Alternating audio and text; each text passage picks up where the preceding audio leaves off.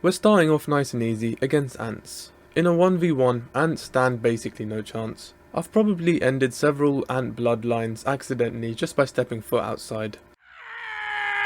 The ants can use their small size to their advantage because they can easily hide from me, and then when I've had enough of looking, it can creep up on me and, I don't know, I guess, infiltrate my body. But even if it climbs into various holes of my body, human bodies can feel if something is entering or walking on their skin. So actually, an ant is just fucked. I will say, if I had to fight like a million ants for example, then I'd probably be screwed. But in that case, I'm going to ignore the fist only rule and I'm going to whip out my deodorant flamethrower. Next up, we have Remy, a rat. Now with a rat, it's all about speed, because I've heard if they get a chance to bite you, it's a long day. You can get infected, you'll probably faint, you'll just have a bad time. Therefore, it's all about dodging that little nibble and going for the hit. I'd personally suggest a hook rather than a jab, because you don't want to jab straight and then get bit or scratched accidentally. With a hook or body shots, you'll be protected whilst chipping away at its health. I also think at the opportune moment, I can pick it up by its tail and just discus throw it far away,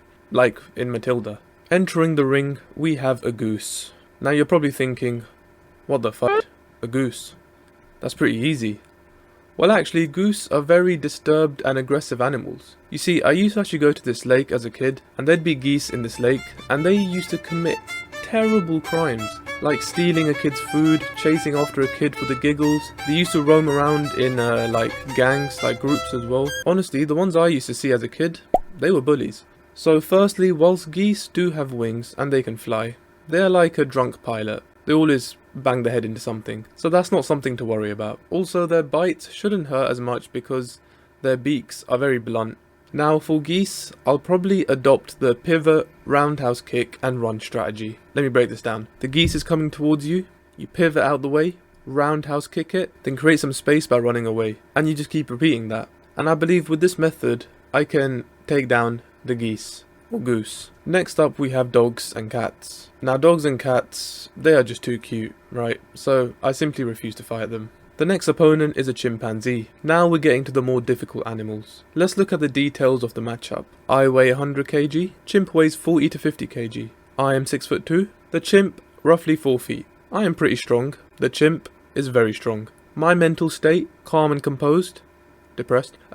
Chimp's mental state, So after looking at these, it actually looks like a pretty close fight. I will admit though, can I beat a chimpanzee without any training? Absolutely not. He will rip my head off. Can I beat a chimpanzee after multiple years of training in Muay Thai? Potentially. But I'm going to back myself. I think with enough training, I can use my height and weight to its advantage and to defeat the chimp. Not to mention I also have a thing called a brain and rational thinking, kind of. Next, we have Neigh. Now after doing my research, most horses run away after feeling threatened, so that's a victory in my eyes. It's basically a forfeit, it's basically a coward. However, on the rare occasion the horse stays and fights like a man, I will admit, I am absolutely finished. I'm putting these two together because the answer would be the same for both. If I fought a bear or an elephant, I would absolutely destroy them.